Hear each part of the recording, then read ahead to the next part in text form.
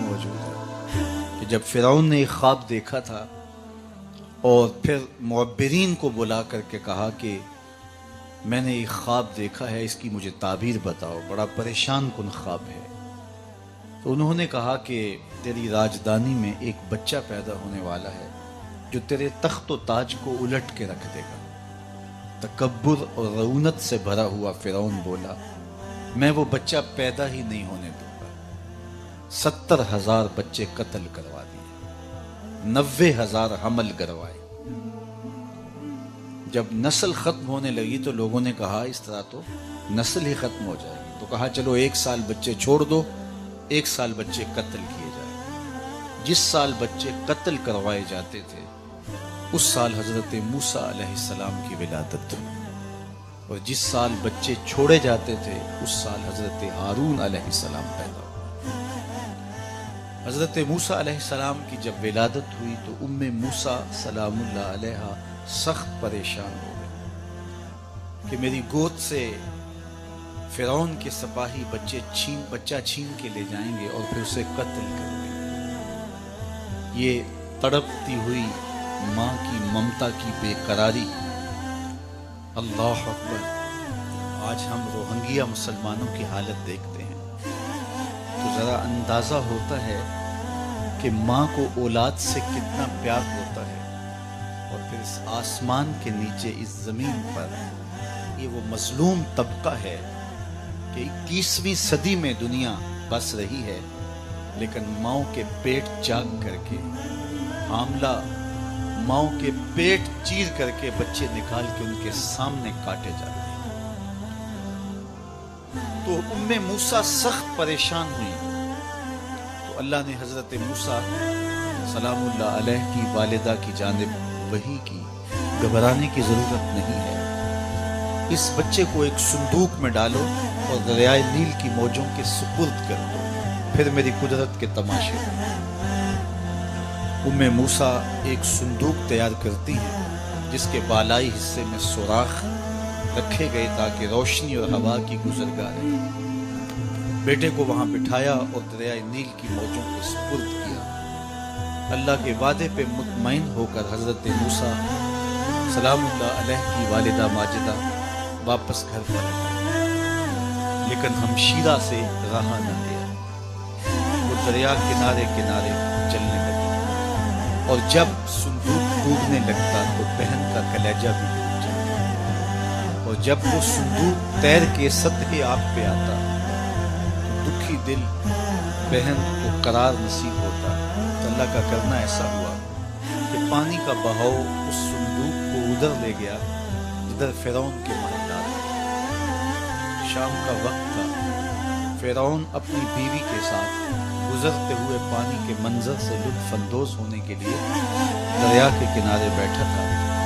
کیونکہ یہ اولاد سے محروم تھے، دل بہلا رہے تھے کہ پانی کے دوش پر ایک صندوق آتے ہوئے دیکھا. تجسس اور شوق کی چنگاریاں روشن ہوئی، اور غوطہ خوروں کو کہا کہ اس صندوق کو نکال کے لاؤ، ہم دیکھیں اس میں کیا ہے. جب صندوق کو کھولا گیا تو کیا دیکھا کہ ایک خوبصورت بچہ مسکرا رہا ہے. تو زوجہ فرعون جن کا نام آسیہ ہے بے ساختہ پکارنے لگی کہ یہ بچہ تو میری آنکھوں کی ٹھنڈک ہے اور اس کو ہم اپنا بیٹا بنا لیں. علماء نے لکھا کہ نبی کے ساتھ کیا گیا پیار رائے گاں نہیں جاتا. اللہ نے اس خاتون کو بعد میں ایمان نصیب کر دیا، اور اگر فرعون بھی کہہ دیتا کہ ہاں میری آنکھوں کی بھی ٹھنڈک ہے، رب یہ نہ دیکھتا اس نے دعویٰ کیا کیا، یہ دیکھتا میرے نبی سے پیار کیا، اللہ اسے بھی ہدایت دے دے. خیر اس کا مقصود نہیں تھا، لیکن یہ طے پا گیا کہ اسے اپنا بیٹا بنا. سب سے پہلی فکر دودھ کی تھی، شاہی دائیاں بلوائی گئی، لیکن حضرت موسیٰ علیہ السلام کسی خاتون کا دودھ نہیں پیتے. سخت پریشانی ہوئی. اللہ قرآن میں فرماتا ہے ہم نے ان پر حرام کر دیا کہ اپنی ماں کے علاوہ کسی اور خاتون کا دودھ ہی نہیں پیتے. اب یہ پریشان جو دائی دودھ پیش کرتی ہے یہ منہ پھیر لیتے. اتنے میں کنارے کنارے چلتے چلتے ہم شیرہ بھی موقع پہ اور اس مصیبت میں نے پھنسا دیکھا تو کہا ایک دائی میری نظر میں بھی ہے جس کا دودھ بچے رغبت سے پی لیتے ہیں۔ تو انہوں نے کہا دیر کا ہے کہ جلدی اسے بلا لیا۔ وہ گئیں اور اپنی ماں کو ہی بلا لیا۔ انہوں نے دودھ پیش کیا، حضرت موسیٰ علیہ السلام نے پی لیا۔ تو فرعون نے کہا اے خاتون میرے اس بیٹے کو تم نے دو رہائش بھی قریب کی۔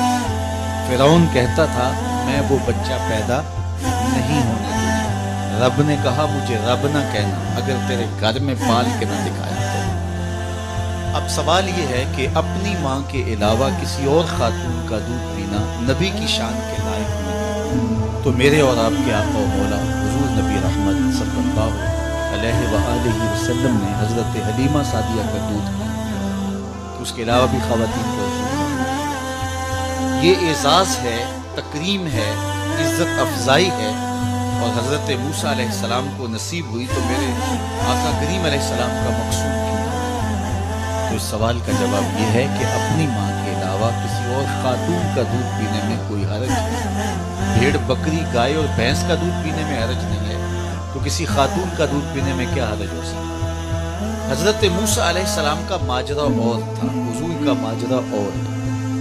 یہاں اگر حلیمہ سعدیہ کا دودھ حضور نے پیا ہے تو حضور کے دادا محترم نے ان کو پورا صلہ دیا، اور وہاں فرعون کا دربار تھا۔ اور دوسری بات یہ کہ کل فرعون کے دربار میں کھڑے ہو کے حضرت موسیٰ علیہ السلام نے اللہ کی توحید کا جب اعلان کرنا تھا تو فرعون نے زیر لب مسکرا کے کہنا تھا کہ میرے گھر پلتا رہا آج مجھے عقل سکھانے آ گیا۔